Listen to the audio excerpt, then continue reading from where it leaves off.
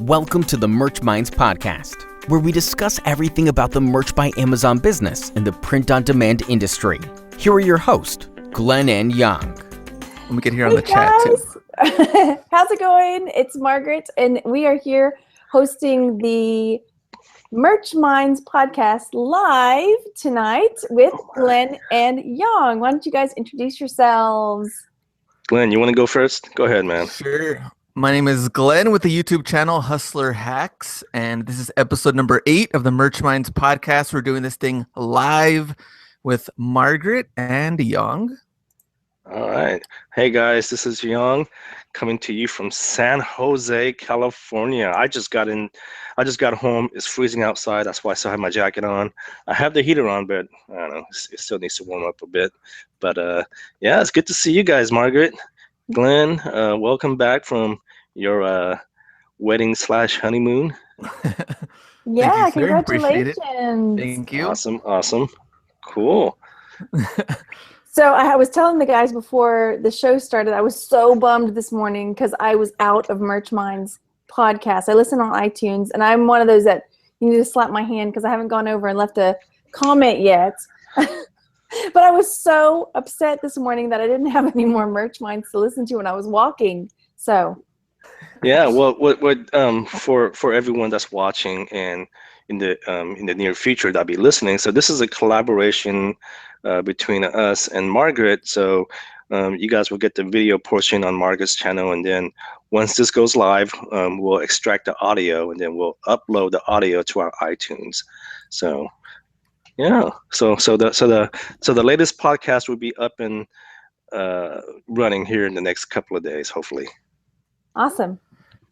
Very nice. So you want to start off a little bit about your merch numbers for November. I think the last time, at least we talked about it in the podcast, my numbers are up and down, but honestly, for the last 3 days or so, they have been probably the best they've been in the last 2 months. I think the last 3 days might have to do with the little purge that they had. Maybe they're starting to get rid of them. I don't know. But November has been a little bit better for me. Right now, I'm about like 225 sales per week. And I think before that, last month, I think I was like at the lowest it had ever been was like 140 something, 150 something. So it's starting to come back up, and maybe it has something to do with Q4. I don't know. 140 a week? That was like the last month and a half. It was like 140 a week. And then right now I'm back up to like 220 a week. Wow. Of sales. Wow. That's so awesome. But see, this is the thing. When I hear those numbers, I don't get discouraged. I get so encouraged. I'm just like, I see your numbers. I see some other guys' numbers, and I just get so excited. Like, this is a possibility. Yeah. Well, let me discuss my numbers with you guys. So so Glenn and I were talking, I think it was yesterday or Monday, and I was a little bummed out because my numbers had dipped as far as daily sales. I'm not talking the overall number. Yesterday I think I had like 2 sales, and I think Monday I had like 3, which is well below the average for me, and I was just kind of bummed out. I was like, what the heck is going on? But today's been better, and to kind of forecast my numbers, I'm on pace to do about $1,200. That would be my royalty. That would be my take home. And that would be your highest of the whole time. That would be my highest as of yet. Of all time. Okay. That's awesome. But here's the thing. Every time I do a forecast like that, by the end of the month, my numbers dip. So I'm hoping I didn't just jinx myself by trying to forecast my number. But yeah, so my daily sales are back up as of today. I'm on pace to do about 1,200 at the end of the month. I was maxed out at 500 shirts, but because of the purge, I think I'm at 437 now. So Nice. Okay, very nice. There you go. Okay, so I'm actually on pace to do a little more than I have done the last couple months. The last 2 months I've made about $600 in royalties. I generally average about 3 shirts a day. But this month I've had a couple of days where there were like 7 shirts, 9 shirts. And for me, that's a big deal, nice. you know? So it started, but then the last couple of days it's kind of tapered off. I'm such a nerd about it. I keep a Google spreadsheet, so every night, like I enter in my numbers so I can tally up how many I've sold for the month and tally Oh up my gosh. I know, I'm such a nerd about it, but it makes me sound like Scrooge McDuck. I'm so happy about like my numbers. Oh, that's awesome. That's awesome. So are you at what level are you at right now? 500, yeah. 500. So if I continue at this rate, then I will have sold 500 shirts by the end of the year. So, but who knows what they're, the merch gods are going to do what they're going to do on bumping people up, Yeah, because I know from the Facebook groups, people who were supposed to have been upgraded to the next tier, they haven't. And Right. from what I'm seeing, I mean, people are waiting like a month, maybe even 2. Yeah. So I know some people that are well over the 100 mark. Joe was well over the 100 mark, and he's still. Oh, that's right. That's right. Yeah. Oh, speaking of Joe, we're totally kind of getting off track here, but we were supposed to have interviewed him.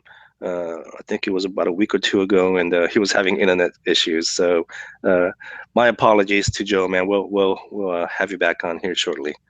Yeah. He and I have been doing a little more collabing on merch stuff. Can I throw that out there? Yeah. So he started a group called the Merch by Amazon University, like Facebook group. Then I kept having people ask me in my group, my thrifting group, do you have another merch group? And so I just said, hey, Joe, let's get together. Let's make it happen. Yeah. Not in that way, but in the merch way, know. Yeah. Cool. So, but yeah, so Glenn, I mean, so what have you done? I mean, because I know when you and I talked, you're like, man, I haven't done anything and my numbers have dropped, but you're still making like a significant income. Yeah, and that's what makes merch just so awesome. Is just that, so I just got married, went on my honeymoon. While I was out on the honeymoon, during those 4 or 5 days, I was still selling shirts. And that's like the cool thing about it, is just having, because I said it in my videos before too. I was like, there's no way passive income exists. Like, I can't just sit on the beach, go to Vegas, or go do something and chill and expect money to just come into my account. But merch can do that for you because, we're not shipping anything out. We're not trying to find products to sell. And, we're not taking pictures of items and listing all that stuff on there. We're just listing the design, and it's selling either organically or if you're running ads or something. But, overall, my sales have dipped, but I haven't added any new shirts in probably like a month or so. And they have declined a little bit.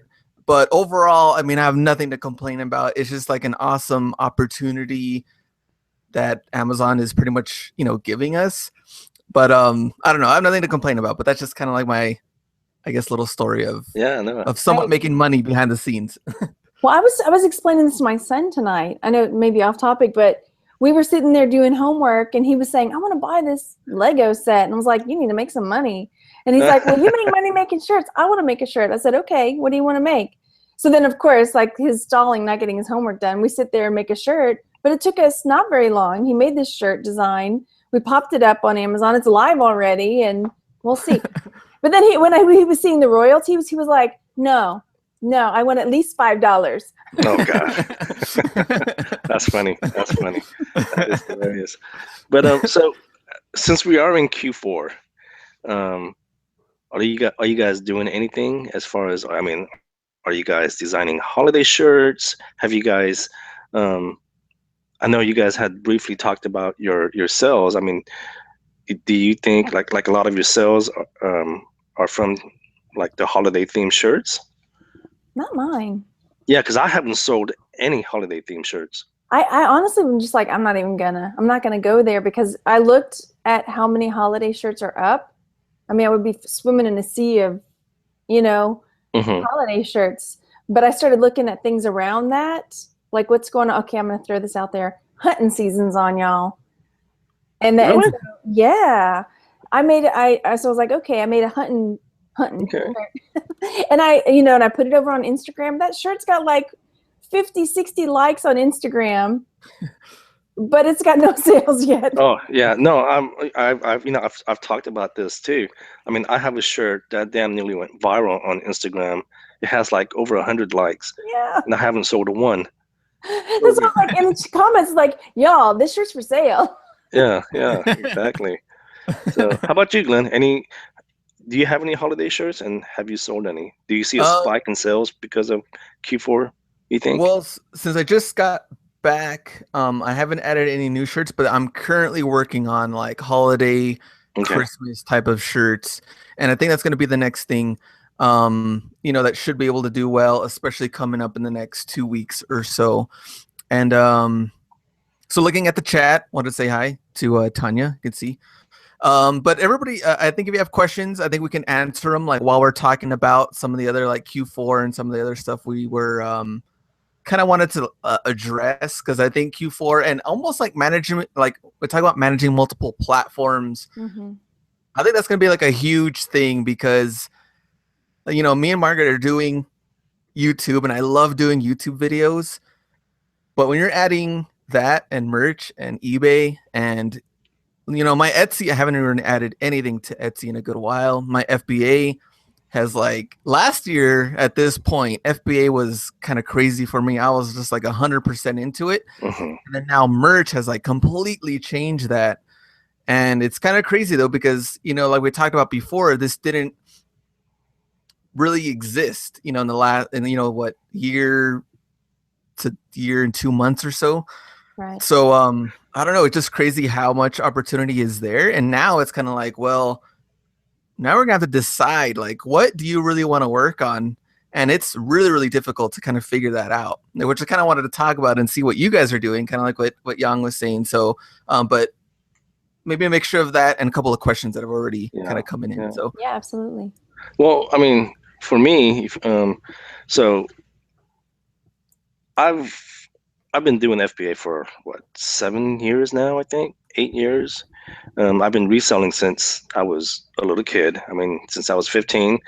You guys don't need to know my age, so don't even go there. No, but trust me, I've been doing this for a long time.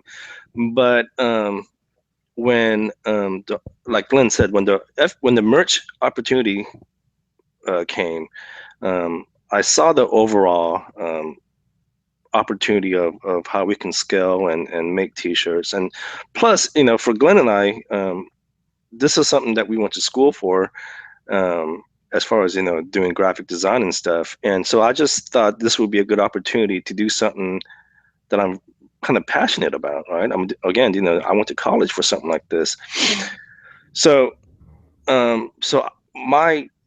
I guess, to make a long story short, my primary focus as of now is on merch by Amazon. Okay, I'm not quitting FBA. Trust me. Again, I've been doing FBA for a long time. I've been reselling, for a long time, but it's on the back burner. And I understand we are in Q4, and during Q4, this is when we make the most money for FBA. With toys and, I mean, you guys know, I mean, just about everything sells on Amazon during Q4. So at some point, I'm going to have to take advantage. I'm probably, in fact, I know I am going to go out this weekend and do my first retail arbitrage of the holiday season. So that'll be this weekend. But again, my primary focus is merch. And it's paid off. I mean, for someone who's only been doing this for less than a year now, I mean, to go from, like, I don't know, I don't remember, like $5 for my first payout to going on to $1,200 at the end of this month. Awesome. That's a huge accomplishment. Yeah. And before we talk about, I guess, like, you want to talk a little bit about yourself, and then we'll go to markets as far as like what you're doing or what you're selling on, and if you're full time or not, where you're like, how many hours you're putting in at work, balancing like family and things. All this comes into play, and of course, everybody's like in different situations.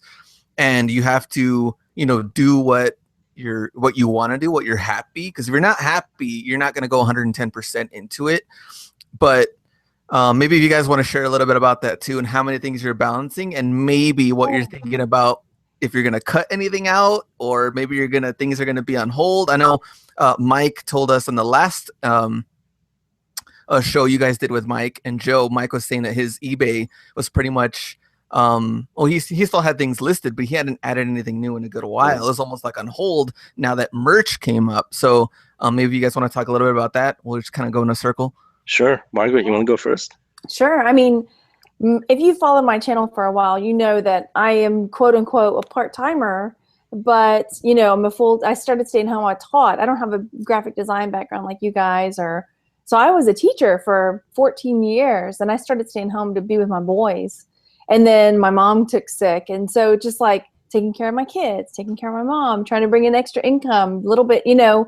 So for me, I started reselling in that, you know, at that point. But then merch it's so, I don't know, like intoxicating, you know, that I don't know what else to describe it. Just the opportunity is so amazing with merch that a lot of other things have started slipping. I'm not listing as much on eBay. And every time I mention it to my husband, like, okay, you know, I really need to set aside some time to get this stuff listed. He says, how about that Amazon pile? Because I just have this pile of stuff I need to send into Amazon. I just need to send it in, you know, but I'm spending so much time focusing on, you know, merch or, you know, and for me, because I consider myself part-time, I only have about 5 or 6 hours in the day that I can really devote to, you know, merch and eBay and Etsy and Amazon. So, you know, I'm juggling all of these things and YouTube. And you YouTube. know? Mm-hmm. Yeah, nice. So that may have to be something that next week I just sit down and start slapping labels on stuff, popping them in a box, you know? Yeah, and coming down with, I was trying to think about like a different type of like scheduling thing that I could try to work out. You know, like with YouTube, I try to get out like 2 videos a week, and you know, a lot of the subscribers are asking me like, when are you gonna do like 3, 4, 5 videos a week? And I'm trying to figure that out too. You know what I want to do, and I've done eBay every day almost. Oh yeah, that's crazy though. I mean, uploading every day on YouTube, and then, you know, balancing everything else. Maybe because, you know, there is so much opportunity now. It's kind of like trying to figure it out. But yeah, I think it's going to be really coming down to like, what do I really, really want to do? But it's going to be hard. But I'm guessing that FBA might be the one that gets put on hold. Like, really? I've been doing eBay for so long that I guess I just got used to taking pictures and doing all the things with eBay, and I already have my templates and all that's ready. And I've been doing eBay, I think when I joined like in 2000 or something like that. It's been a good while when I joined it. So I don't know, FBA, I think also with a lot of their restrictions that have been coming up. And they just keep changing like randomly, like, okay, now not this. And now, okay, never mind that, you know? Yeah, it's been a little like, oh man, trying to follow through. And I mean, there's a lot of people that are just dominating every platform, like maybe really going hard on eBay and just dominating eBay, or really going through FBA and dominating that. And then, you know, but I guess with merch, I just love doing all of them. I think that's what's hard too. I love doing all of them, and I don't have enough time in the day. Yeah, absolutely. I completely understand that. Yeah. Oh, is it my turn? Oh my gosh. Well, I mean, with me, I mean, I think most people by now know that I do have a day job. So my time is very limited, and you know, I have a lot of things going on at my day job currently, with projects and whatnot. And you know, I've been really secretive about this in the past, and now the more I think about it, I don't know why. Anyway, my current day job is I work at Stanford University in California, in Palo Alto. So you know, I've been there for 12 years, and I'm working on a lot of projects there right now. But kind of like what Glenn said, you know, I'm like the complete opposite though. I'm not gonna quit FBA because I enjoy FBA. I think once my merch by Amazon, and I've said this publicly already, I mean, once I can grow my numbers on merch to the point where I'm making 4 or 5K a month, I think I'm gonna quit doing eBay altogether. And the reason being that is because it's just, I hate having this stuff in my house, you know, and I hate having to take the pictures and do the listing, and it's just, the stuff's in your house, it's in the other room, and it's just taking up a whole lot of space, and that's something I don't want anymore, right? I mean, Right. again, Yeah. if I can make my numbers grow on merch, which I see happening, in the long-term scenario, but until then, until that happens, I guess I'm still doing eBay. But I do want to quit it altogether. One thing I don't want to quit is Craigslist. I love selling on Craigslist. That's my second platform where I make the most money, believe it or not, even more than eBay. I mean, I make a significant income on Really? Craigslist. Yeah, I'm always posting something on Craigslist, and that's cash in your pocket. There's no fees, there's no Mm-hmm. returns. That's cold cash in your pocket. Yeah. So.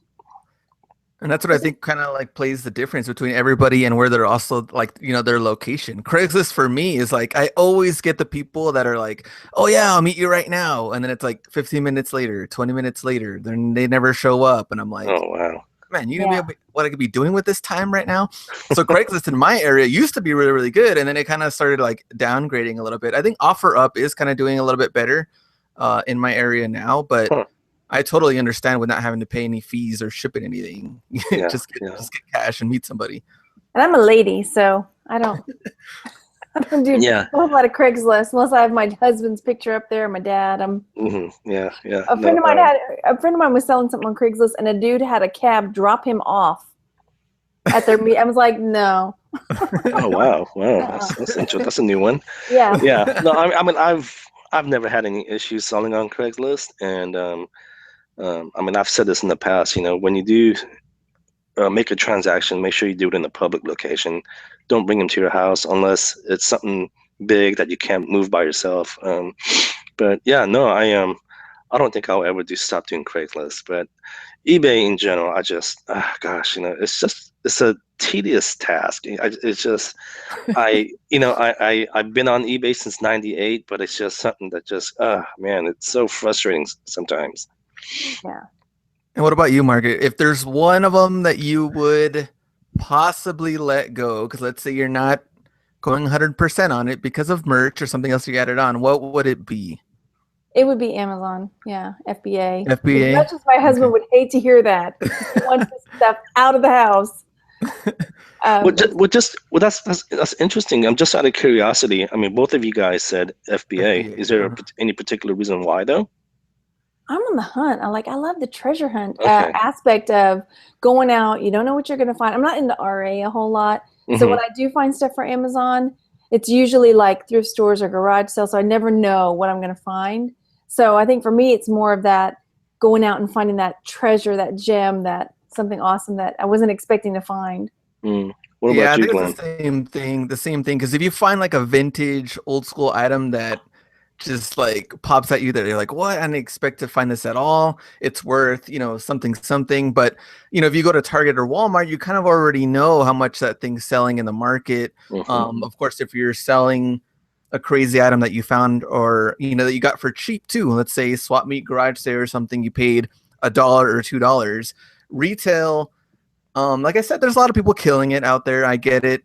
But also your profits are going to be a lot less as far as like your return on investment because you're paying retail prices. And I don't know, that's a bad thing too, because where I live, there's so many retail stores. Like we have way more Walmarts and Targets than like any other thrift store. And that gets also kind of like, oh man, I should be out there doing some RA stuff. But that's probably why I would let go of FBA. Okay. I mean, it is. They change the rules like all the time, It feels like lately which is fine. It's their deal, but. Right. Well, actually, I mean, it's good that you bring that up. I mean, you obviously heard the episode where you heard about my account getting suspended. Oh. Is that scary? I mean, so for those of you guys that don't know, this is something that I talk about on our podcast. I believe it's episode 3.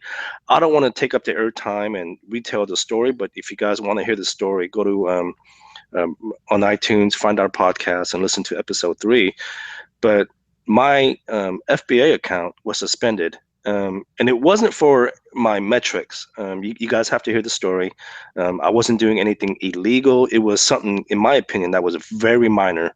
I was out of town. My laptop had gotten stolen. I couldn't respond to Amazon's request in a timely manner, and my account was suspended. And when it got suspended, it was all across the board. My FBA account was suspended, my Kindle account was suspended, and my merch account was suspended. And it's like you said. I mean, there's a lot of restrictions, and at the end of the day, you can call it your business, but it really isn't. They control you. They control your business. My friend Nick Hills, who's in the chat, he's a UK reseller, and last year, I remember talking to him last year. He'd sent in all this stuff because he does FBA, and his account got suspended, and he was freaking out. So it's just like that. Somebody's that much power over, and it was all up there already, so he couldn't have it recalled and sell it on eBay because it was already gone. Yeah. But yeah, go and listen to that episode, and you guys will hear exactly what happened. It really is scary how much control that they have. And that's what kind of relates to what we were talking about as far as like managing all of these platforms, because when you look at it, exactly what Yong said, they control it. Any one of these could go at any moment. So at that point, if you gave up eBay and then you don't have a merch account anymore, you don't have an FBA account, then you're like, well, I guess I'll go back to eBay. But if you haven't done it in 3 or 4 months or maybe even longer, you might be like, kind of don't want to do it because I've already been out of it. And that's the thing I kind of look at too, because I'm like, man, if I went 110% into merch, what would happen? But if I don't do YouTube or I don't do eBay or FBA or anything else, I'm like, something can happen and I'm going 100% into something, almost like that little scare that happened when people were like, oh, well, Sony, you can't sell Sony anymore, you can't sell Microsoft anymore, you can't sell this anymore, on FBA. And it was like, oh man, I'm 100% in FBA, what do I do now? Yeah. And you're like, I don't know. Yeah, I was at a conference recently and I met so many people that were 100% FBA. I'm just thinking, dude, what are you doing? Well, and I've heard people say, well, your merch account is completely separate from your FBA account, and I've heard that, but I'm telling you from experience, when my FBA account was suspended, they suspended my merch account as well. So, Wow. I'm telling you right now, it's not separate. They're all connected. I mean, it's good to know. It's good information. So do you want to talk, I guess, like if Margaret, if you want to talk a little bit about, you talked about I think last time too, you talked about your husband knowing a little bit about Illustrator. And so he's more into like FBA. Is that what you said, that he's kind of like, I don't know, more into FBA more than merch, but you're kind of convincing him more and more about it? Well, he likes merch. He's he works for a shipping company and he's really busy. Right now he's not doing graphic stuff. He's doing front end, back end development. I don't even know. I laugh when I hear that, but like, what is that? I like back end. But anyway, sorry.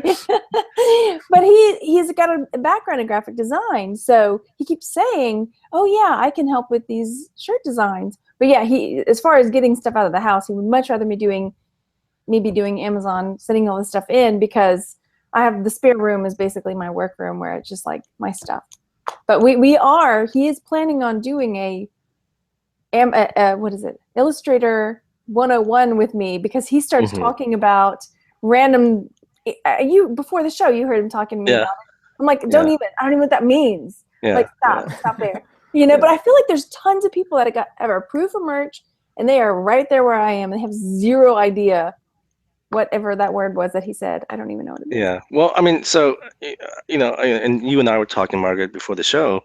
Some of the more common questions that Glen and I get is, oh, I just got into merch. How do I use Illustrator or how do I use Photoshop? And we don't have a problem answering that question, but it's just, there are thousands and thousands of videos online that you guys can watch for free that does a much better job explaining how to use those softwares than we can. Yeah. I mean, I can try and explain it to you, but trust me, I'm not that great of a teacher. Go watch one of these free videos, and it'll do a much better job than we can. Right. And that's what we were talking about too, was that I have had people message me, like, I watch some of these Illustrator videos, and it's like these people, they know it so well that they don't realize they're skipping steps, or they're using acronyms that I don't know what these acronyms mean. And so I was telling Randy that, and he said, we're going to sit down and we're going to do this. We're going to do an Illustrator 101. And that's why I don't want him to tell me stuff, because then when we're doing the video, I can say, well, stop. What does that mean? I don't even know. Yeah. And, and just because, Randy might do something, and, Glenn and I talked about this in one of the episodes, just because he does something one particular way, Glenn might do it another way. I might do it a different way. I mean, there's no right way to do something, long as the outcome is the same. And that's the beauty of Photoshop and Illustrator, is there's like a dozen ways of doing something to get the same results. And two, I mean, just goes to show you that I don't know Illustrator. I don't know Photoshop. I do my designs on other platforms, and I'm still making a pretty decent income off of it, What are you using? I'm using PicMonkey, and then I'm using a couple apps. I'm using Over and WordSwag. Okay, I never heard of PicMonkey. I have to take a look at it. Where have we been, Yong? Just hey, man. Yeah, hey. I made a tutorial. You can watch my tutorial. I just got married, I just got married, and I was on the honeymoon. You did not. Y'all like Safari. What are you talking about? I forgot that was Glen. Oh, that was Glen. I'm sorry. So I guess answer some of these questions. So how do you get approved for merch? You can go to merch.amazon.com and you can sign up.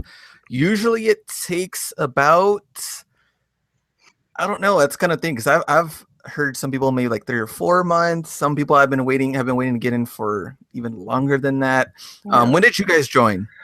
I joined right after I talked to you, which was this past December, and it took me about 3 to 4 months before my account was approved. See, mine was December as well, and until I went back and looked at my numbers, I thought I didn't sell my first shirt till March, but when I went back and looked at everything, I must have gotten in pretty quickly, because my first shirt sold in January. Oh, wow. So I must have gotten in December. Yeah, no, I was definitely approved in March, I think. March or April, I can't remember. And I think for a good while. He's been waiting for a good while on his. Months, yeah. And I think one of the questions I get a lot through email is there any way that you can get approved quicker? And I wish I had an answer for this, but most of the people that I've talked to, it's just a waiting game at this point. I'm pretty sure they have a good amount of lists. I wish I knew a little bit more of like how they're choosing people, when they're choosing people, but I don't know of any quicker way, except that one time they did have a webinar that you could join. That's right.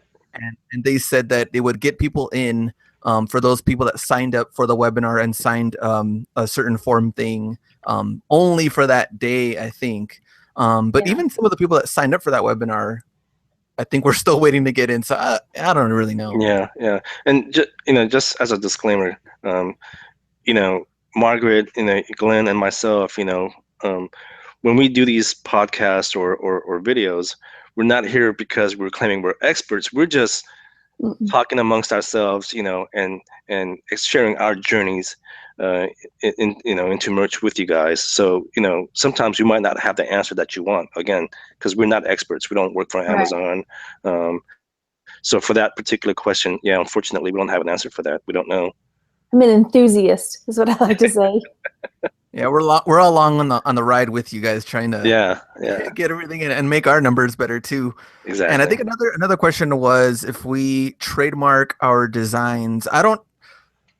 I think that would even take roughly about 2-3 months too, if you want to officially trademark your design through the trademark office, probably, Yong. I think I don't know how long the process takes.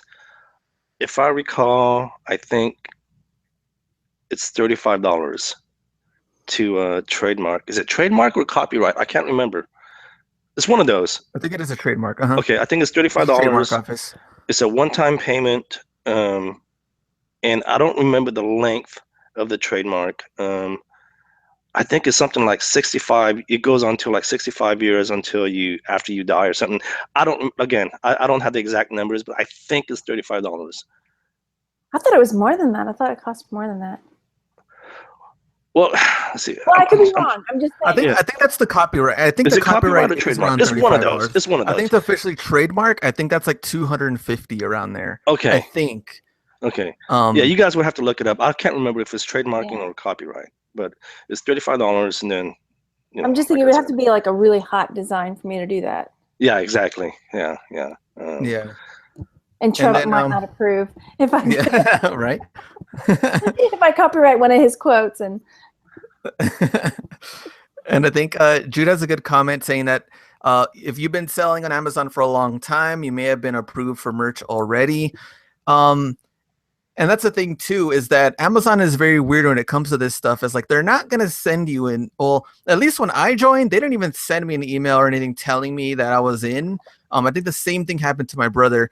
He just logged in and he was approved, but he didn't even know he was approved. So sometimes that happens too. Like you just want to log in, double check if if that page comes out to where you still have to keep applying, then obviously you're not in, but you just never know. It's always good to see because they are a little weird like that. Yeah, I didn't get an email. Yeah. I got an email like 10 times. You're approved, Really? you're approved, you're approved, you're approved. That's because I kept applying. So, I did the same thing too. Yeah. I like every week was like, am I in? Am I in? One more time. Yeah. I can't see the question. So is there any more questions? There were some. I'll have to scroll back up. Yeah. Trademarks cost about $275 and up. So I was roughly around there. I think the trademark is around $250, $275. And then the copyright, I think, is like what Yong was saying. That's like kind of like to get initially started, but it is kind of a long process to really get that going too. I think some of the people that wanted to get some ideas trademarked were kind of thinking about it, and it's like, well, 2 or 3 months later, if that, I don't know, saying isn't trending anymore, is it really worth it to get it trademarked? So personally, I wouldn't get anything trademarked. But you just have to be aware that if you are creating a t-shirt or something that is getting a little popular, you notice maybe other people taking your general idea, maybe that are creating their own version, of course, but that's just kind of part of the game, I think. Yeah. That's what somebody said, like, go on. I don't know. I was just gonna see if you guys had so we're all three of us are like on different tiers right now. And our experience, obviously, it's like very, very early in the merch game, only being about a year old or so. But what are some, like, if you can give like 3, I guess, tips that you've found right now that's, helping you succeed with the things you're doing right now, what would it be on merch right now? Margaret, you want to go first? No, you go first. You want me to go first? I'll go first. 3 things. 3 things that help with merch. Number 1, don't copy. Don't ever copy. You can definitely get inspired by other designs, but don't ever copy. Let's see what else. I would say market your designs on social media, but I've had mixed results. So I don't know. So that's kind of like in between. That's like kind of like a gray area. Number 3, utilize what softwares that you have. There was an episode on our podcast where we talk about the softwares. If you're just getting started, there's nothing wrong with using GIMP, and obviously Margaret, you use PicMonkey. Yeah. Nothing against that, but the true professional designers do use Adobe. That is what is industry standard. That's what designers use most. I agree. I'm going to learn it. I'm going to learn it. Yeah. So definitely educate yourself on those apps. That would be the 3 tips that I would give. Okay, my turn. Mm-hmm. Yes. All right. So unless you come on, let's hear it. Okay. It. 1, because I don't have a background in design or shirts or this kind of stuff. 1, educate yourself, which is kind of like what Yong said. I mean, there's tons of information out there. There's Facebook groups, YouTube videos, especially now that merch is sort of taken off. It's been almost a year.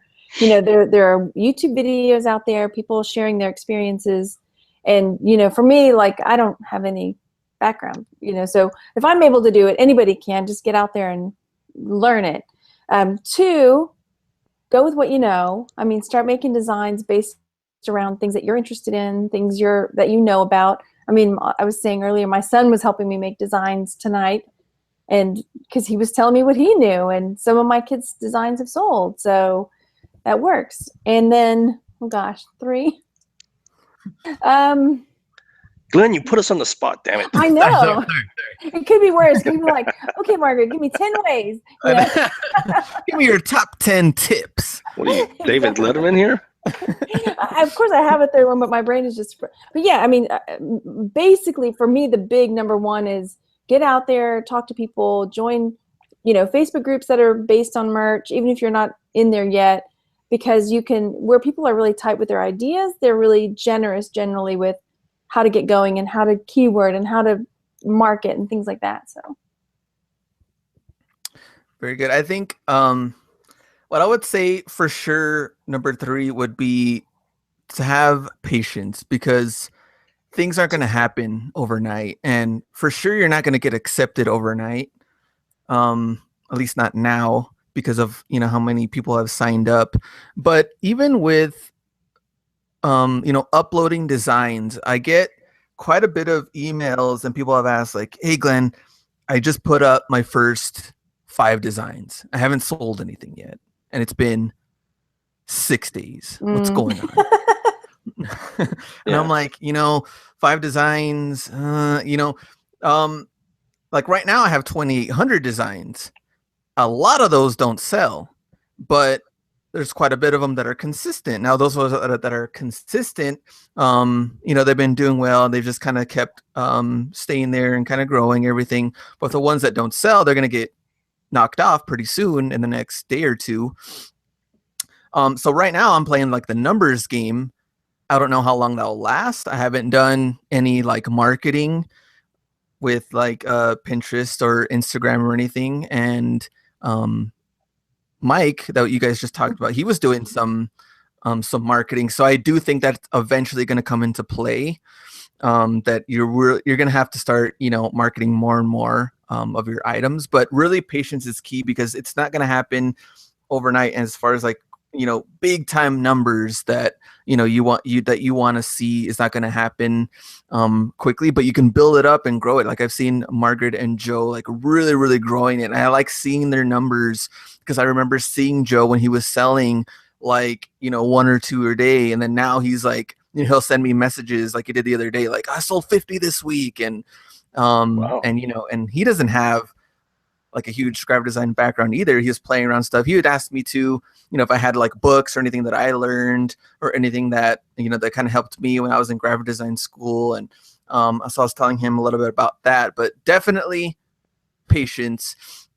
If you are in and you're in, you know, the system, you're at your 25 tier.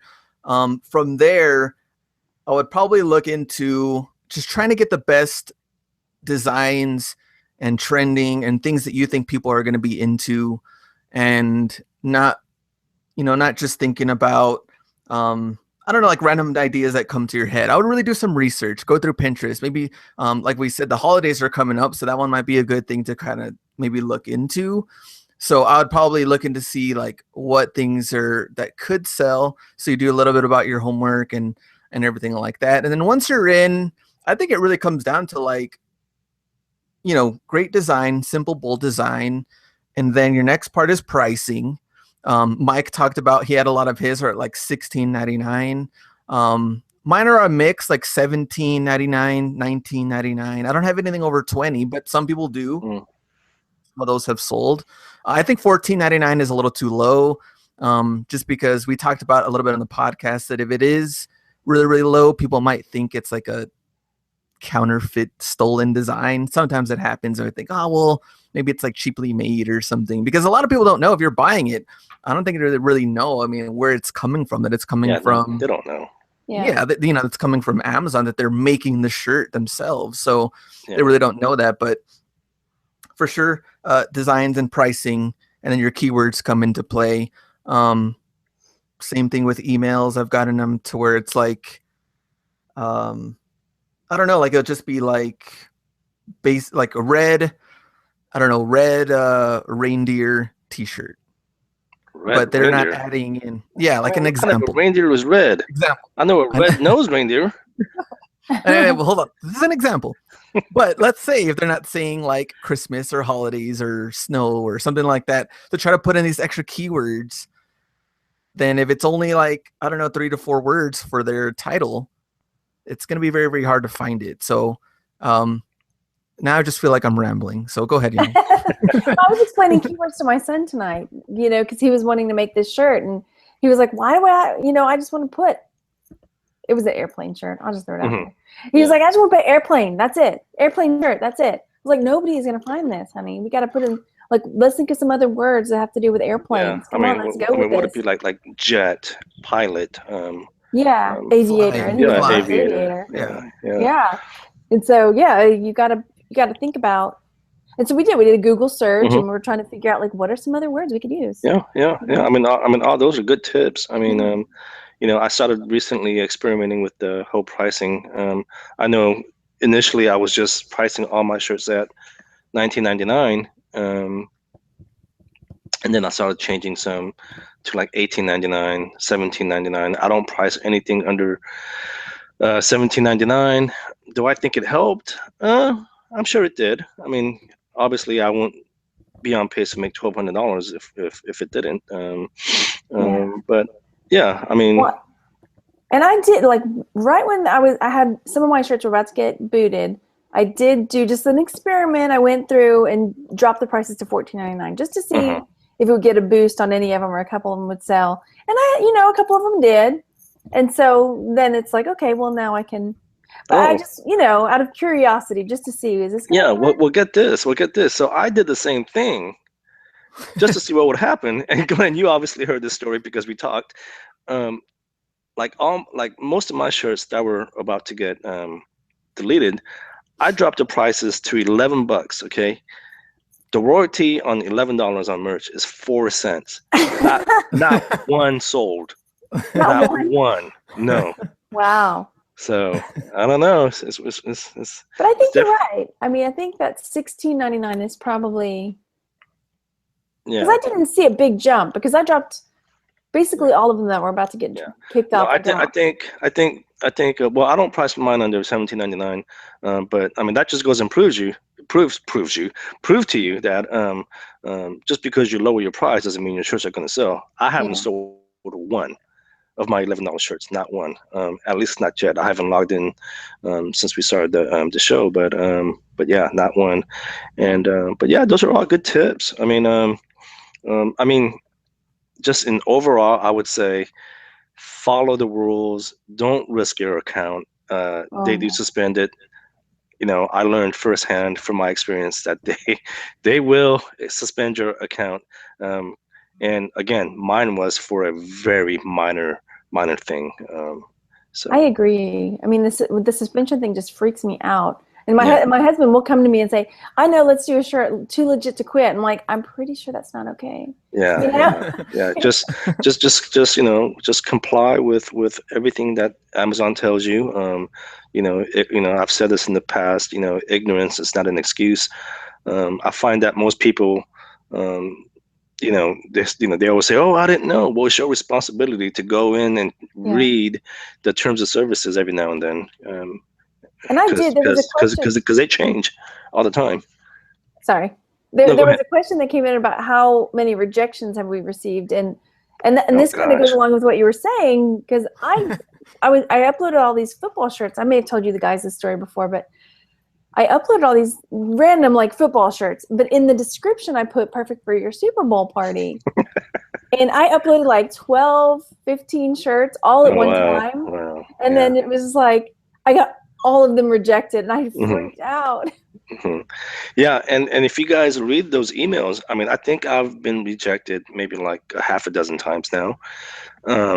and then most of them were for just keywords, kind of like you. And if you again, we don't have the answers. We don't know how many times it'll take before you before Amazon takes action. But if you guys do read the email, it does say if it happens too much that they will suspend your account. It says it right there in black and white. So make sure you always read everything that Amazon sends you. That was part of the reason why my account was suspended. Again, go to episode 3 of our podcast to hear that story. And that's what's kind of crazy, though. It's just that, okay, so you don't get the email that you've been accepted into the program, and then you don't really know when you could get kicked off because of rejections. So, yeah, I think kind of like with everything, I mean, you are kind of just, I don't know, like kind of very, very cautious when it comes to like these little things. As far as like, so how many rejections have you guys had? Margaret, you said you had like 15 in that one time that you uploaded them. So it is kind of good and kind of promising, though, that you didn't get kicked off for the 15, and know that, hey, 15 right off the bat, well, at least in your case, will not get you kicked off. So it is good to hear and good to know. Yeah. I was really sweating, though, because, I mean, like you say, it's just, this is such a good opportunity, and you don't know when it's going to stop. I mean, like y'all said before, they could decide tomorrow, well, we tried this, we don't like it, never mind, we're game over. Nobody, they could decide that anytime they want, So, trying to get this car paid off before they decide that. Yeah, tell me about it. My goodness. Trying to milk this for all it's worth. And another question, can you put a deleted or drop design back up at a later date as a new design? Wait, does that mean that they're going to redesign it, or is it the same design and they're just going to re-upload it? I think it's probably a question for when they get booted off. And I think for those questions, at least the answers that I've seen, is that you will have to create a new listing for it. And you won't be able to just click like a 1-2 button thing saying relist. To relist or to renew it. You'd have to create a brand new listing and then re-upload that design. Go through the whole process, again, yeah. Do you have many that you'll do? I have some that I'll probably do that for. I mean, I've mentioned this before. Like, I have some shirts that are Zodiac based. And some of them are sold and some of them not sold because it's like not that time yet for that sign. But I was just thinking, okay, maybe like 2 months before Capricorn comes around, maybe I'll re-upload the Capricorn shirts that I've got, and Yeah. I think. Yeah, I'd probably.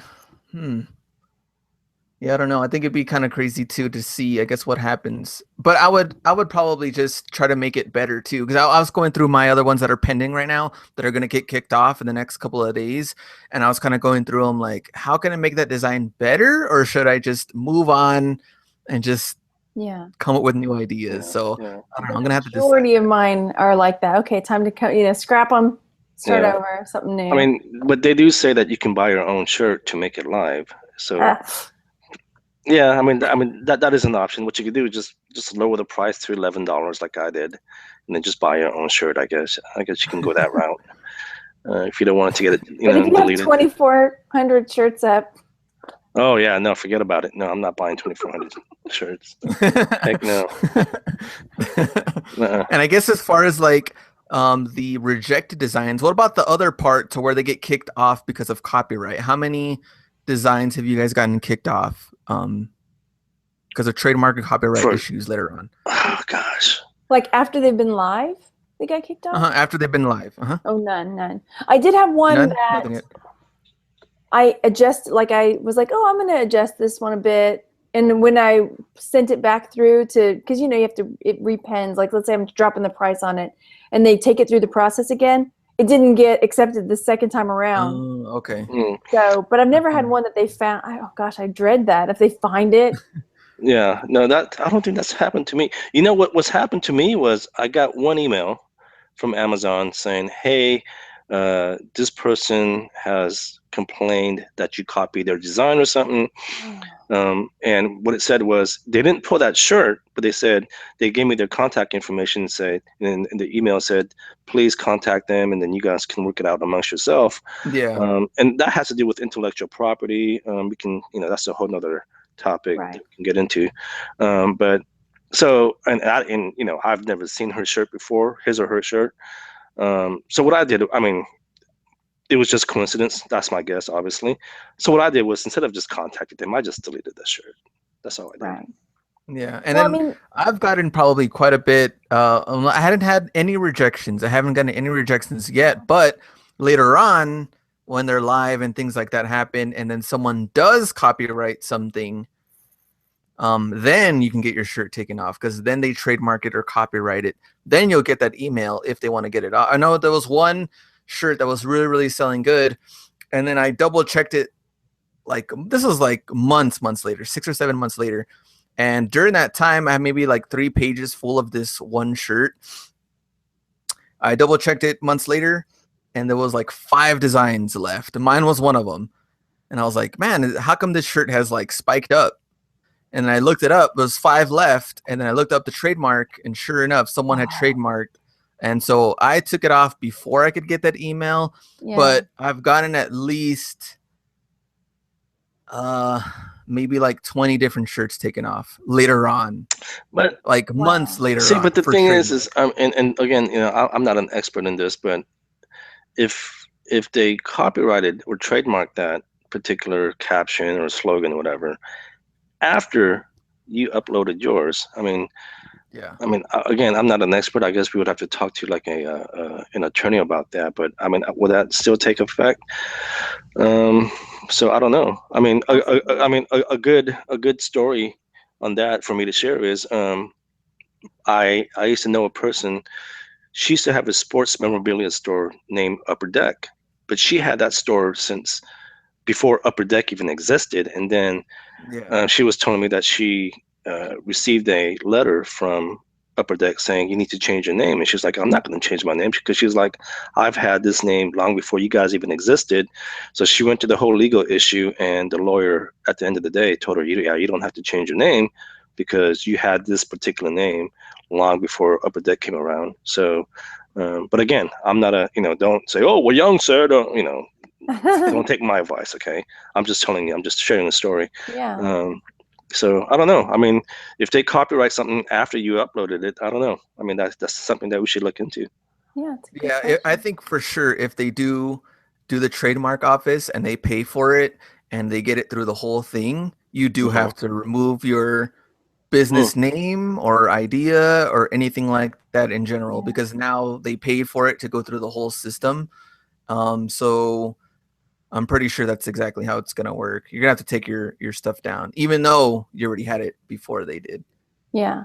And sort of on topic, sort of slightly off topic, I took y'all's advice where you were talking about graphics on Etsy. And what was it, the last episodes, or episode 6? I can't remember, 6 or 7. And so I started looking on Etsy, and I found somebody who had graphics up, and I messaged her. And so she and I have been working on her creating some designs for me, kind of like you would on cool. Fiverr. Yeah. But so now I'm trying to get her to tweak this contract that she's sending me, like, oh yeah, you can use it for commercial use for shirts, and so she sent me this contract. I'm like, can you tweak the contract a little bit just to make sure that it says print on demand and like just to cover myself. So if later she comes back and is like, whoa, I really missed the boat on this one, I want my designs back. Yeah. So just something to think about. Exactly. I think some of the questions, I think we're kind of a little bit behind. But so Linda asked, how do we prepare for the shirts to be removed by Amazon? Will they put them in a file, or do we need to know when each design is dropped so we can file it away? It tells you, pending removal. You have 17 days left before they remove it. So it tells you. And I think they said that they would just leave. They'll still leave the shirt on there. You can see the small little thumbnail and in the dashboard title. Yeah, in your dashboard. And I think just the title. I don't think you can go through and edit and do all that over again. So it's just going to show you those 2 things, and that's it. I've gone through and I took a screenshot of the shirt with all, so I can remember what my keywords and descriptions were. I mean, if it were one that I re-uploaded or tweaked, then I would have some of the information. However, I may want to rethink that if it didn't sell, but at least I would just kind of peace of mind, like, okay, I know what I put there, and or maybe what I won't put next time. I don't know. Cool. Is there a way to check to make sure your design isn't a copy before you list it? You mean like the actual words or the actual design? If it's the actual design, I don't know of any way you can really check that. I did, like today, one of the designs this lady sent me, just to make sure, I did a Google reverse image search on it, just because I'm a nerd like that. And I wanted to make sure, like, I don't see the same exact thing, pixel for pixel, popping up on me. So I did that, and then just trademark, like check out.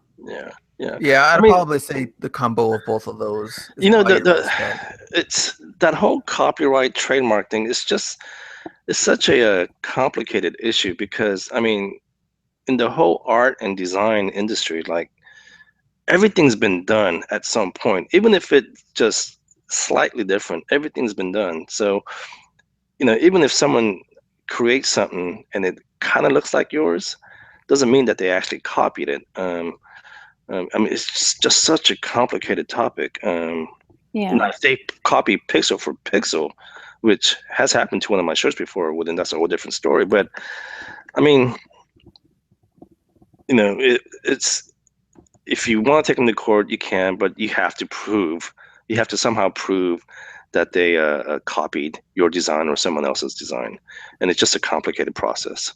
It really is.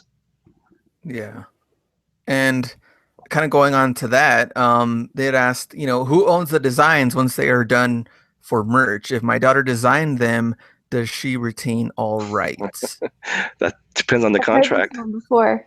The contract. No, it really does. It really does, right? I mean, depends on how the contract is written up. I mean, obviously, a mother-daughter. The design's mine.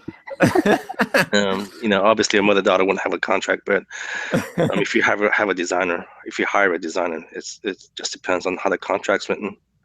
Yeah, I think if you're just. Oh, go on. Oh, go ahead. Oh, I was going to say, I do like how on Amazon, I was looking through their, frequently asked questions, and you can upload your designs on other platforms, and they're, so right now it's cool. They could change that, but. Yeah, true. Right now they're fine. And then that's the thing too, because their terms and conditions change. I mean, we've had like 2 shows just on like terms and conditions because they've changed like that frequently between 2 or 3 weeks that you're like, oh, now you can do this, and then now you can't. And that's just part of the game too. And as far as the question goes, I think that if you're the original artist, you do own your right to your shirt. So if someone does make a copy pixel by pixel, like Yong said, of your design, then yeah, you can follow. You can do that whole thing with Amazon and type in the full details on that to get that shirt taken down. But a lot of people have had trouble with that too. And kind of like what Mike said, I think when you guys were talking about him, he thinks that when you're uploading a design that they really don't really look at the design because they're just kind of really looking for the keywords. Because I know, Amazon's not going to go through this design by design to check stuff.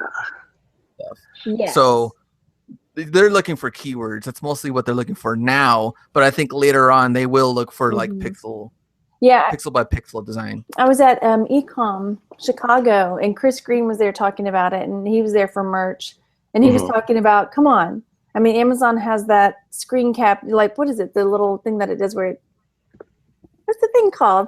Y'all?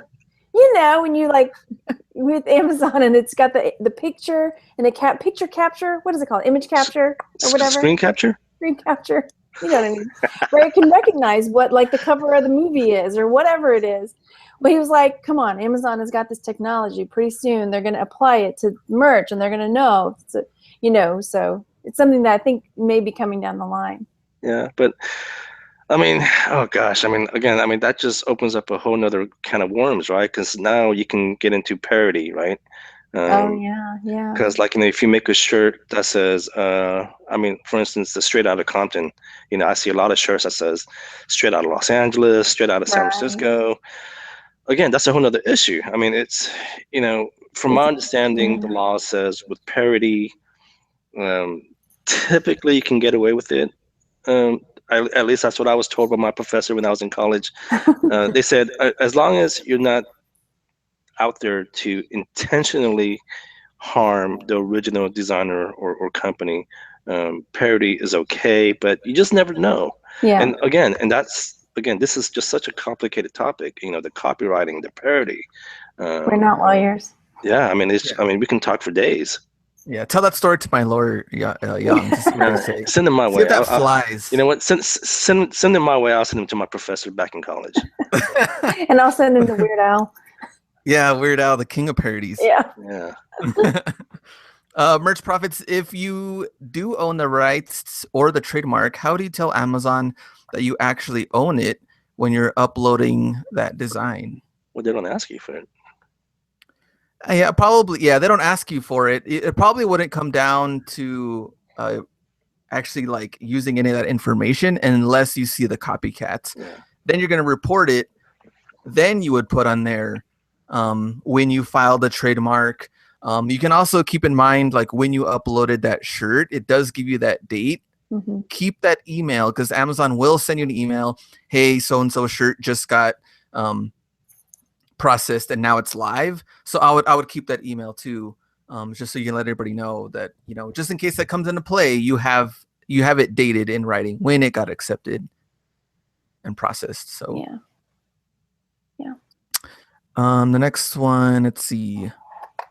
Should we have a file or copy from any graphics or fonts that we use for merch saying we have the rights to use them?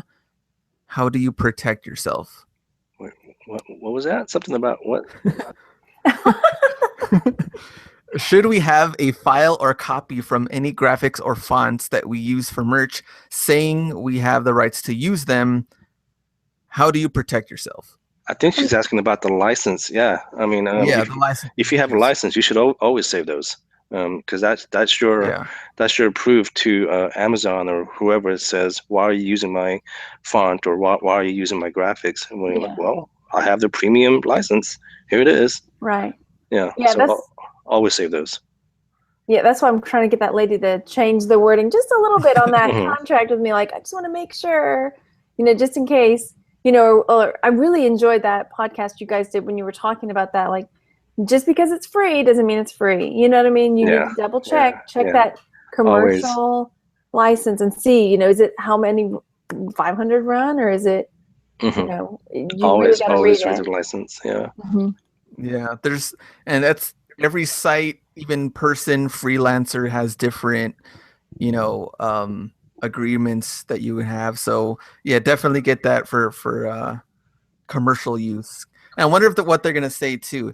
Does your person know anything about merch, or do you think they're just like strictly on Etsy right now? Well, yeah, they're just on Etsy right now, and they are just interested in doing, like circuit cut or whatever she does. Yeah, I know what you're talking. You know what I mean? Like decal. Yeah. So all she does is decal. She's like, I don't care how you use it, as long as you're not doing decals and competing with me. I was like, well, let me just, and I wanted to be completely upfront with her. I'm planning on using the design for, print on demand shirts. And, I just want to make sure I just wanted to be completely transparent with her with everything of what I'm going to do with it. So we'll see.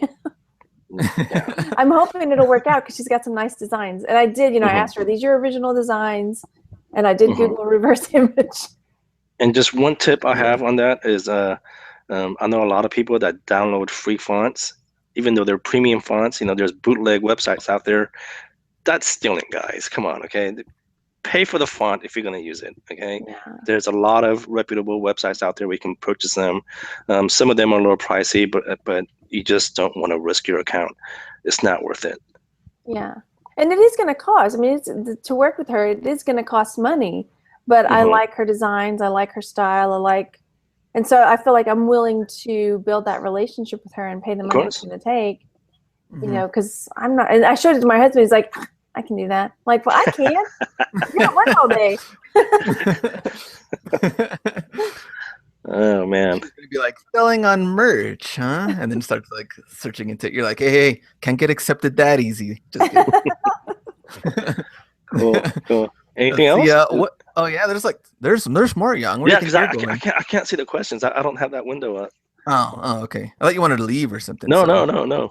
Yeah, get that jacket on because there's a lot of Dude, questions. my heater still hasn't kicked in. I don't know what's going on.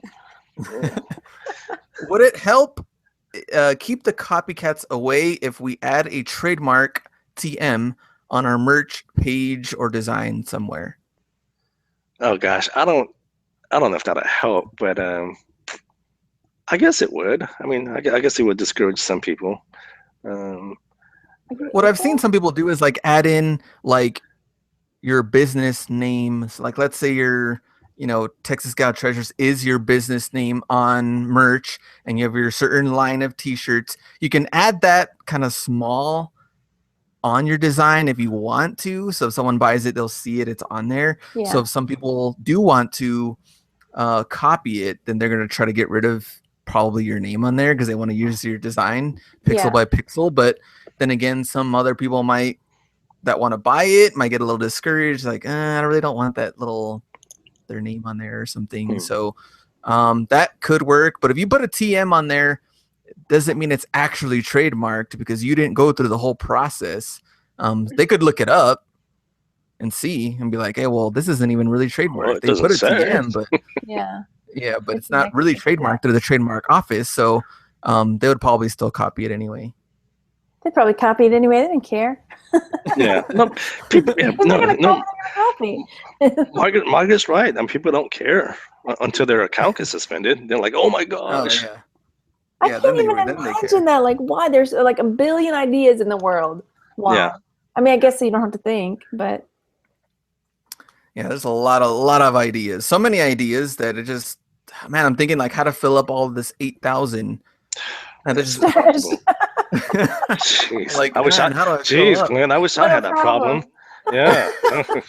Sorry. I mean, I mentioned show's over. Gee, ruined it for us. I don't have time. Like I text myself all day. If I'm out and I'll see something, I'll text myself the idea. So I have like my text messaging for myself is gone nuts, but I don't have the time to make the shirts. I guess I can send them to you since you have 8,000 slots open. Okay. Yeah, my gosh. I think there was one guy that had 7,700 something. I think he was close to getting there, which I have no clue. I don't even know. Yeah, I can only imagine what his payout's like. Jeez. Oh yeah, I think he was making like 12 grand a month or something. I hate him. You hate him? I hate him. I see that. I'm like, yes, I will be there. I know. One day I will be there. Conquer. And I will rule the world. Yeah. Exactly. Because then if you think about if they do, I mean, I know it's all speculative, but if they do open it up to like mugs and phone cases and tote bags and whatever, like, gosh, you've already got your foot in the door, That's why I really am like, let me get tiered up before next year because I really want to have my foot in the door for that. Because that's where big money starts coming in. Exactly. I want to see where year 2 of merch goes. It's either they're going to add that stuff or maybe they'll start adding the out of the country sales. Right. Which either one of those is going to boost it up even more. But I want to see, hopefully that comes year 2, one of those. But who knows? It's still. Who knows? Right, they don't ship out of the country, right? No. Yeah, because there was just US. US. That was in Canada. Someone was in Canada was like, I can't even ship. Well, you guys were interviewing him, right? Yeah. Oh, yeah. Oh, Daniel. Daniel. Yeah. He's like, I'm making stuff I can't even get in Canada. Yeah. And I know Nick, who was in the chat earlier, he's in the UK, and he's like, oh, I wish, please send me, get merch over here. They're dying for it. They see what's going on over here, and they want it so bad. Oh, man. Well, I mean, that's a good question, though. I mean, I guess as a business, though, can Nick have a merch business account? Because Daniel surely does, and he's in Canada. I think it's the money part, though. Like, how is he, getting the money? Okay. Even though he's on FBA, I don't know. But I'll tell you what, Nick. We can use my checking account Okay. Oh no! I'm just Don't playing. trust me, Nick. Trust me. I'm Send me playing. your designs. I promise I'll give you some money. I'll keep all the royalties. That's the way it's gonna I'm work. playing. I'm playing, but yeah. So yeah, But I on the don't know. webinar, they did say that though, with getting rid of USA on your listing, like made in USA, Yeah. to get rid of that. So they kind of already hinted though. They said that if we're starting to make these out of the country, you know, we don't want you to have made in the USA. So they kind of hinted that already. So I'm thinking that's probably going to be the next one is like worldwide sales. That would be so Interesting. awesome. I know this would be huge Interesting. thing for merch. Yeah. Because also it would open up a lot of other niches. You know what I mean? Like things that people in Canada or Mexico or the UK would be interested in buying. Because then you're really opening up your ideas on what kind of shirts to make. Mhm. You know. Yeah, exactly. For sure. And I think, oh man, what is the other one? Oh, sorry. I was trying to go back on all these like questions. Oh, do you have a filing system in place to keep track of all your designs? Yeah. Are they numbered or question mark? What do you do? Well, first of all, I save everything on the cloud, um, um, because well, there's a good reason for that. My laptop was stolen not too long ago. And the only thing that saved me was everything, all my personal files, all my merch files was on the cloud. That was the only thing that saved me. But first of all, yeah, save on the cloud. But the way I file it is, for instance, I'll just use a whole straight out of Compton example. If I designed a shirt that said straight out of Compton, I would create a new folder that says straight out of Compton, and then just put all my files in that folder, and then so on, and then if I had made a shirt that said straight out of Texas, I'll create a folder that says straight out of Texas and put all my files for that particular shirt in that folder. So that way it just keeps everything organized. Yeah. Yeah. And here's a I'm sorry, just a good pro tip. When you guys do something like that too, make sure you have a text file. I don't care if you guys use Word or just a notepad on your computer. Keep track of what font you used, okay? Because when you, and Glenn, you obviously know this, when you turn your, obviously, Margaret, this ain't gonna make sense to you, but when you convert your font into outlines, you're gonna lose all that information as far as what font you used. So you want to keep tabs of that, because if you ever want to go back, or if you lose that particular design, now you have that text file that says, oh, okay, so that was Times New Roman, or that was Helvetica. That's what I do. So that way I keep tabs of all my fonts that I used. That's good. And I have to say, since I listened to the podcast where you got your laptop stolen, all of my designs are on my laptop. And so when I heard that, I was like, oh. And so I started uploading everything to the cloud after that. So all of my stuff now I have uploaded to the cloud, because that freaked me out. And by the way, episode 3 as well. What is wrong with this guy? I can give you a long list what's wrong with me. That's I got the pictures to prove it. There's a long list. Get those pictures out. Good, I'll make shirts out of them. Give me that list. Just kidding. And I think that's great tips too. And I think whether it's a cloud or a Google Drive, you can add them on there. You can get a separate hard drive for it too. You can get it at Best Buy or something, or order it on Amazon to get a certain hard drive just for that. No, it's always good to back everything up though. Yeah, I mean, there's nothing wrong with an external drive, but I highly recommend the cloud. I pay a premium price for it for a good reason, for stuff like that. Again, when my laptop got stolen, and not only is it on the cloud, but all that stuff, all your files on the cloud, that's backed up by whoever company that you're using. So there's technically no real reason for an external hard drive, but I highly recommend the cloud. Dropbox, was it Google Drive, or Box? There's a bunch of them out there. Yeah, I mean, that's what I'm using now is Google Drive, because it's 16 gigs, I think, is what you get. Something around there for free. I pay $99 for a terabyte on Dropbox. That's the year, right? Yeah, annual. And that's pretty cheap. I mean, Yeah, it's dirt cheap. Yeah. And it's a business expense too. yeah. I'm gonna write that off at the end of the year. That's a good question too, because I'm actually going to meet with my accountant on Friday to try to figure out, now that the year is ending, what's exactly going to happen. So that's a good question I kind of want to ask you guys, as far as what are you guys going to do as tax time comes around, and what you've made for merch, and with everything else, Etsy, eBay, FBA, has the merch thing kind of changed because you're not necessarily putting in money like you would with everything else? You're kind of spending more time maybe designing or listing when it comes to merch, but not necessarily spending a lot of money. So I guess, what do you guys think? Or well, I mean, there are expenses though, right? I mean, again, we talked about buying fonts. Don't go to these bootleg websites and try and download free fonts. Buy your fonts. Okay, that's an expense. Like Margaret, she's buying vector graphics on Etsy. That's a business expense. But yeah, I mean, I don't think the write-offs are as much as doing an FBA business or an eBay business, right? Because now we're not driving to a thrift store, right, where we can write off the mileage and stuff like that. So it's a little tricky. Yeah, I mean, the best advice is, as always, just talk to an accountant and figure out what you can write off.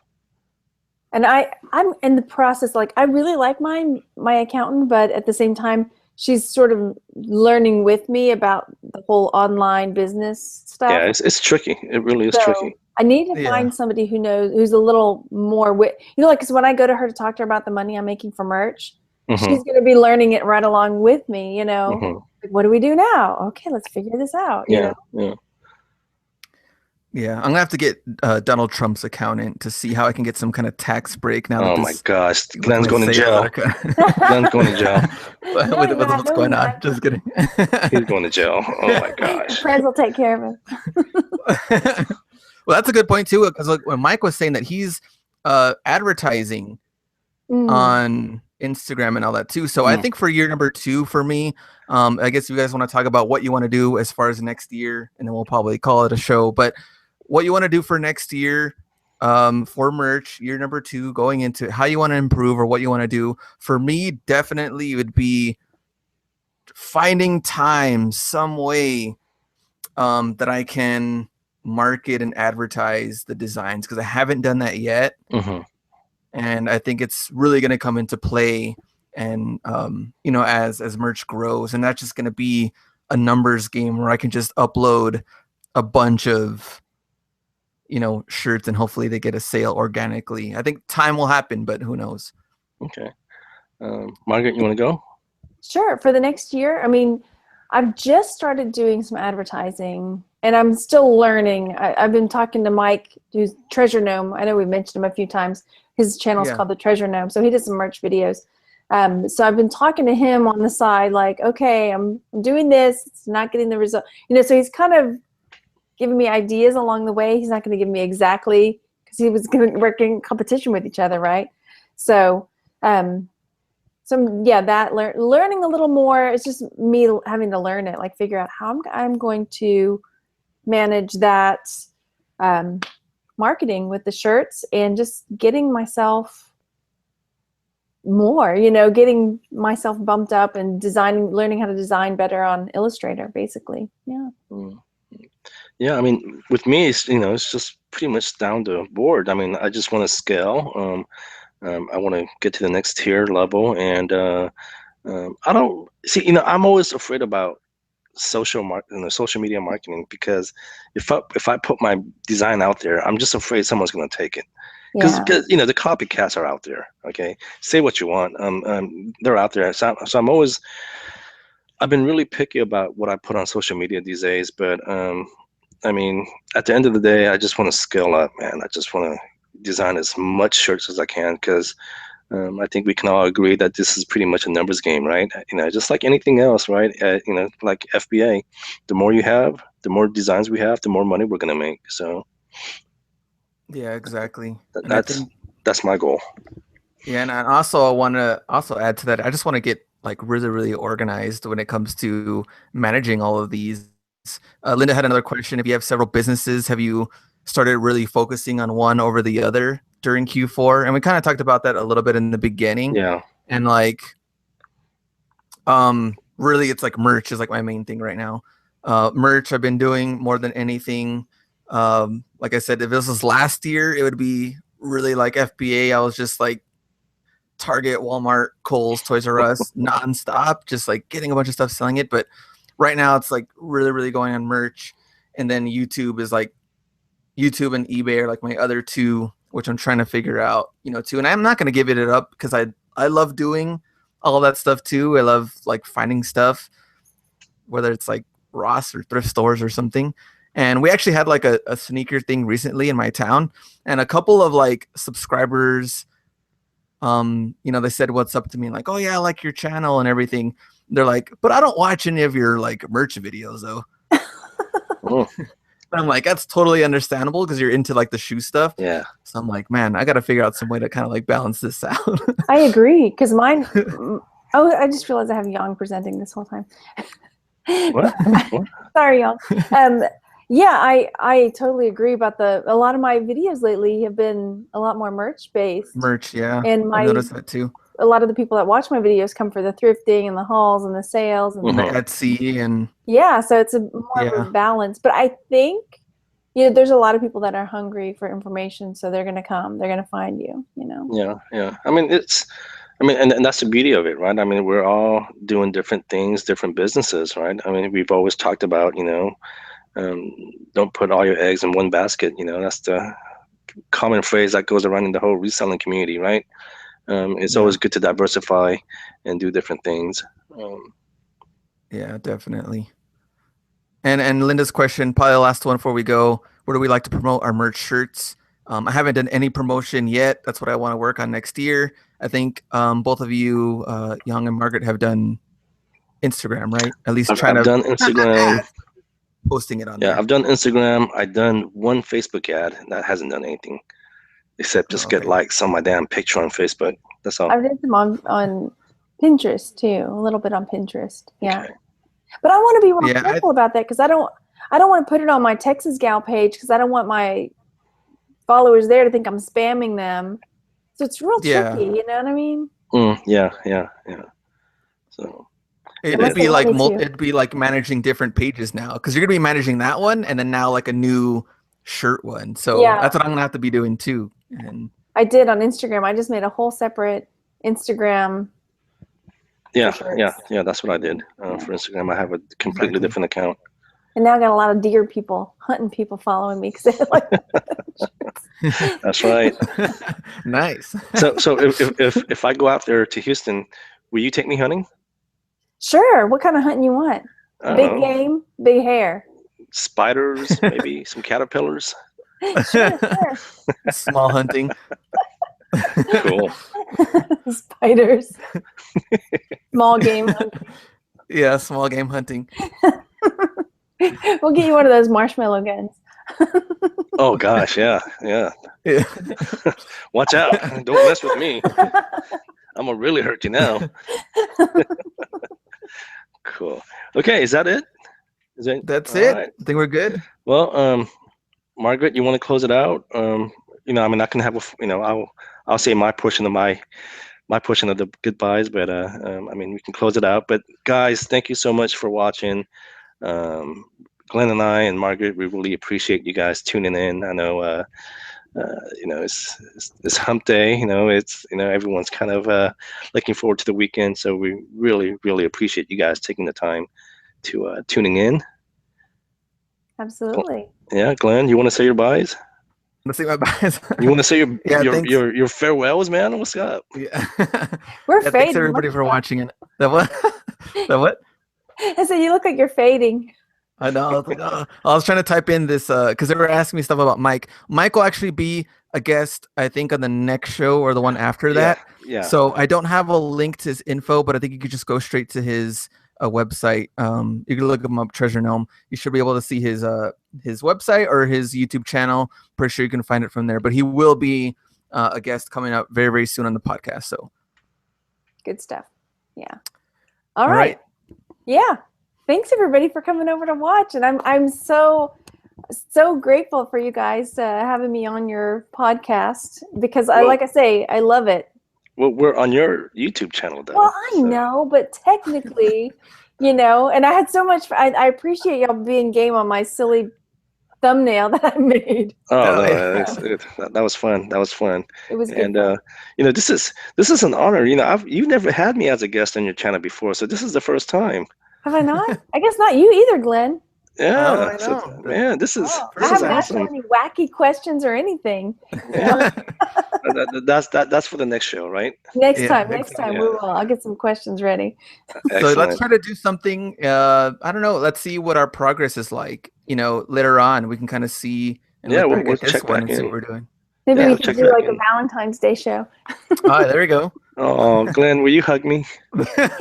Oh man, virtual hug. There you go. Cool. All right. Thanks, you guys. And thanks, everybody, for coming to watch in the chat. Bye-bye. Thanks. See ya. Bye.